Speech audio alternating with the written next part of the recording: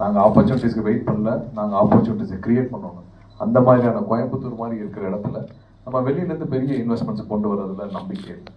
நம்ம இங்கே இருக்கிற இன்வெஸ்டர்ஸை, இங்கே இருக்கிற எக்ஸிஸ்டிங் கம்பெனிஸை, இங்கே இருக்கிற எக்ஸிஸ்டிங் ஜென்ரேட்டர்ஸ் இவங்களை க்ரோ பண்ணாலே போதும், நமக்கான பெரிய லெவலில் க்ரோத் இருக்கும். கண்டிப்பாக அதான் நம்பிக்கை. ஏன்னா வெளியிலேருந்து வர்றவங்க அவங்களுடைய இதை க்ரோ பண்ணுறதுக்கான வேலையை கண்டிப்பாக நம்ம நிறைய செய்யணும். ஏன்னா இதற்கு மேலே ஒரு ஆப்பர்ச்சுனிட்டி கிரியேட் பண்ணுற இடம் வேற எங்கேயும் இல்லை. இங்கேருந்து நம்ம வெளியிலேருந்து யாரும் வந்து இங்கே நம்ம கூட்டி அமௌண்ட் கண்டிப்பாக வரும்.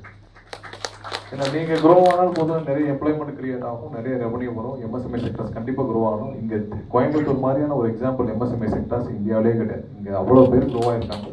எம்எஸ்எம்இ செக்டர்ஸ் கண்டிப்பாக க்ரோ ஆகும். இங்கே இருக்கிற எம்எஸ்எம்இ செக்டர்ஸ் க்ரோ ஆனாலே போதும், தமிழ்நாடு முழுசும் ஜிடிபி ஒரு நல்ல ஸ்டேட்டில் இருக்கும். 1.5 trillion ஈஸியாக ஈஸியாக நம்ம ரீச் ஆகிடும். அந்த ஃபோக்கஸ் நம்ம லாஸ்ட் 15 years மிஸ் பண்ணது காரணம் தான் வெளியில் போய் இன்வெஸ்டர்ஸ்னு ஒன்றும் பெருசாக யாரும் கொண்டு வந்து நம்ம வந்து க்ரோ பண்ண முடியாது. அது வர்றவங்களுக்கு கண்டிப்பாக பண்ண ஆரம்பிச்சுட்டீங்க. அதை நம்ம இன்வெஸ்ட் பண்ணால் ஏதோ பெரிய லெவலில் இங்கே க்ரோ ஆகணும்னு நினச்சிட்டாங்க.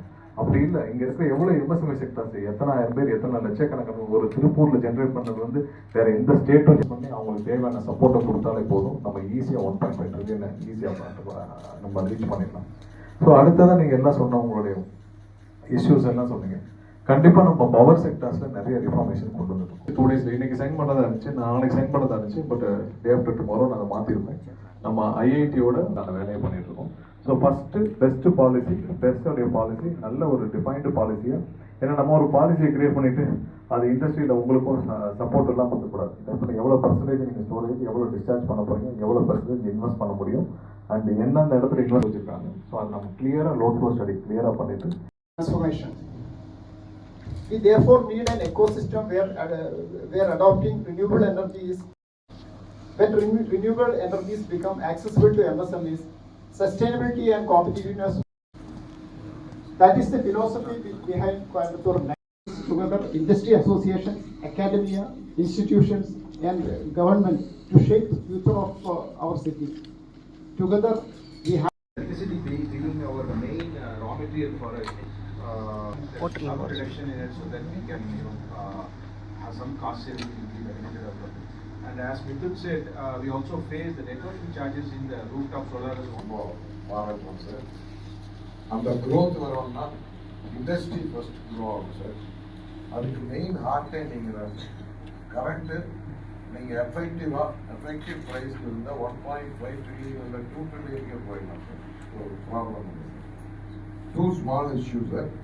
During the COVID time அப்போ ஹோட்டல்ஸ் அண்ட் ரெஸ்டாரண்ட்ஸ் சார் எம்எஸ்எம்இல சென்ட்ரல் கவர்மெண்ட் டிக்ளேர் பண்ணாங்க சார்.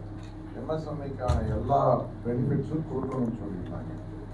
பட் அதுக்கப்புறம் தமிழ்நாடு கவர்மெண்ட்டும் அதை அப்ரூவ் பண்ணி ஒரு ஆர்டர் இஷ்யூ பண்ணாங்க. இன்னைக்கு Coimbatore to present.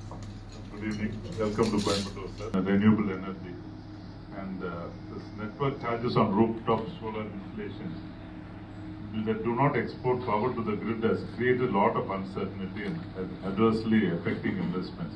We want you to look into this, sir.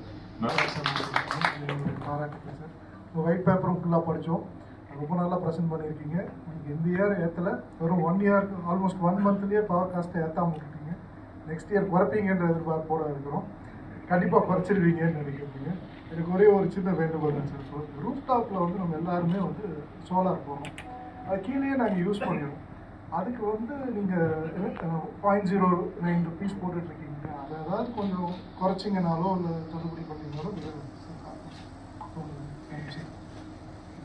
any construction over, even in residential, any construction over 30,000 square meters requires a land to be arranged and handed over to TNERC. Handed over. So residential projects for 30,000 square meters is not a right interpretation, sir. Any land renewable alone and also private investors of renewable energy producers.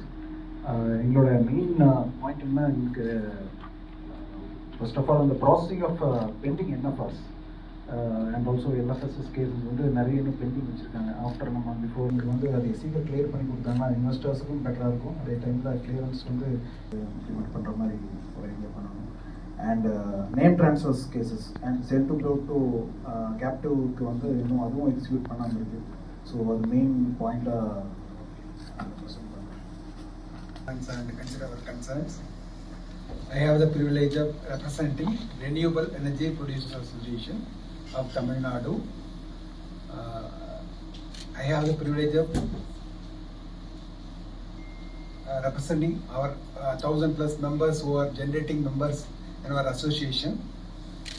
Hope you are to greet today, and we are very happy that we are contributing almost nearly 50% of the state's demand, and we hope it will still to go up in the days to come as the peak wind season approaches and the solar energy also on it constantly reaching its state.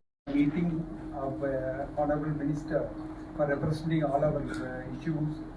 Directly Dr. K. Venkata for his personal meeting with you, sir, represent the issues where we have a list of all our concerns are being listed briefly in this letter. Probably the Honorable Minister can. Congratulations on your victory, sir. I now request Mr. Gunalan Arulmodi,